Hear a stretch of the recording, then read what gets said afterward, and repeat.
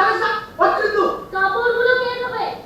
তারা তো একটা লাঠি দে তো নিয়ে নিয়ে এই যে যদি না পায় আমি কিন্তু ছাল চামড়া তুলে এই কথা দিয়ে যা ভুলে গেলি ভুলে গেলি আমাকে মেরো না, আমাকে মেরো না, আমার কেন এখানে পাঠালে? আমার কাছে কেউ ভালোবাসে না, শুধু কাজ করে আর ধরে ধরে মারে। আমাকে কেউ এখান থেকে নিয়ে চলো না, আমি আমার বাড়ি যেতে চাই।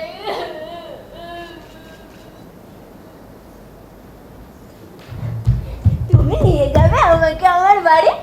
তুমি তুমি তোমরা তোমরা কেউ নিয়ে যেতে পারো না আমাকে আমার বাড়ি? দূর, তোমরা কি করে নিয়ে যাবে?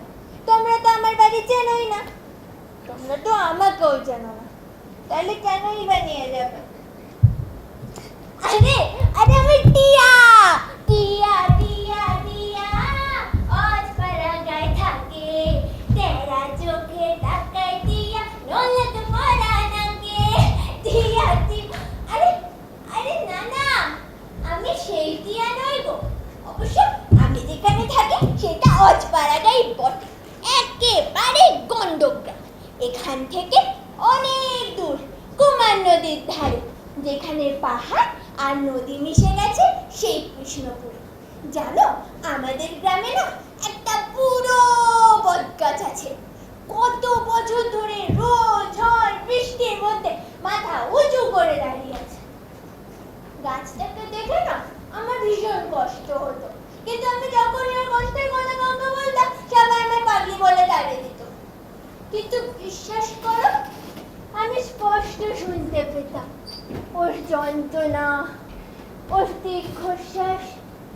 আমি তখন ওর কাছে বসে ওর গায়ে হাত বুলিয়ে দিতাম, তারপর যে কখন ঘুমিয়ে পড়তাম। আর বর্ষাকালে সে আর দারুণ মজা, জানো, চারিদিকে জল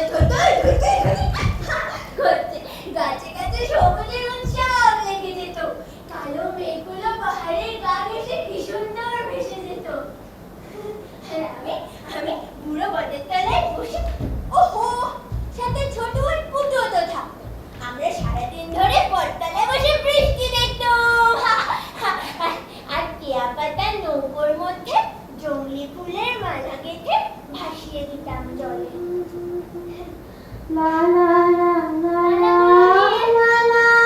নৌকোটা যে কোথায় চলে যেত কে জানে। বর্ষাকালে দিনু কাকা আমায় রোজ নৌকোয় করে নিয়ে মাছ ধরতে যেত। দিনু কাকা বৈঠা বাইতে বাইতে বাইতে বাইতে আমার নদীর কত কথা বলতো। দিনু কাকা বলতো নদী নাকি মা। দিনু কাকা না আমার ভীষণ ভালোবাসতো। রোজ মাছ ধরে ফেলবার সময় দিনু কাকা আমায় একটা করে মাছ দিয়ে যেত, আমি আবার সেই মাছটাকে নিয়ে গিয়ে নদীতে ভাসিয়ে দিতাম। যেই মাছগুলো বেঁচে থাকতো সেগুলো জলে ছোঁয়াপে নদীর কোন তলে তলিয়ে যেত, আর যে মাছগুলো মরে যেত সেগুলো জলের মধ্যে ভেসে আকাশের দিকে তাকিয়ে থাকতো। আমি তো একদিন দিনুকে বলেই ফেললাম, বারে তুমি যেমন রোজ রোজ মাছগুলোকে ধরে আনো, ওদের মায়েদের কি কষ্ট হয় না? দিনু কাকা বলতো, ওদের না মারলে যে আমরা বাঁচবো না রে। আর ওদের মায়েরা ওদের বাচ্চাদের কোনো খবর রাখে না। আমি তো শুনে ভারী অবাক হতাম, তাই কি কখনো হয়? আচ্ছা তোমরাই বলো না, কাউকে বাঁচতে গেলে কি অন্য একজনকে মারতে হয়? আর এমনটাই বা কি করে হয় যে তাদের মায়েরা তাদের বাচ্চাদের খবর না রেখে থাকতে পারে?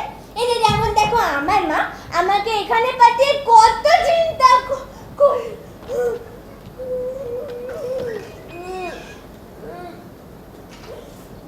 দিনু কাকা সেদিন মনে হয় সত্যি বলেছিল, আর দিনু কাকার কথা খুব মনে পড়ছে। ইচ্ছে করে ছুটতে চলে যাই দিনু কাকার কাছে। দিনু কাকা তুমি কোথায়? আমাকে এখান থেকে নিয়ে চলো, আমার খুব ভয় করে। দিনু কাকা তুমি শুনতে পাচ্ছ? দিনু কাকা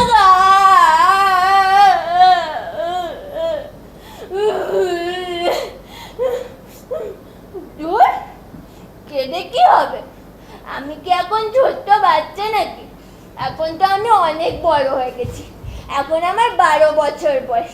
এবারে গিন্নিমা তো রোজই বলে, অমন ধারি মেয়ে হয়েছিস, এখনো তো কোনো কাজটা ঠিকভাবে করতে শিখলি না। ওইটা মোটে 3টে ঘর আর একটা বারান্দা দোয়া মোছা করতে সারাদিন লাগিয়ে দিবি। বলি আরো তো কাজ আছে, সেগুলোকে করবে। হ্যাঁ, সারাদিন বসে বসে শুধু গেল। আমি বলতে চুপ করে থাকতাম, কিন্তু চুপ করে থেকেও তো রেয়াই পেতাম না। আমার চুপ করে আছিস কেন হতচ্ছাড়ি? যেন ভাজা মাছটা উল্টে খেতে পারিস না? ইচ্ছে করে জিভটা টেনে ছিঁড়ে ফেলে দিয়ে একেবারে। যা কলতলে গিয়ে সব কটা বাসন মেজে ফেল, যা। বলে আমার চুলের মুঠি ধরে টানতে টানতে আমার কলতলে নিয়ে যেত।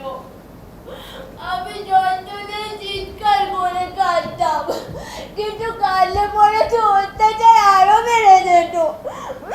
আবার ন্যাকামি করে কান্না হচ্ছে। এখনটাই আমার মারলেও আমি কাঁদি না, আমার সয়ে গেছে।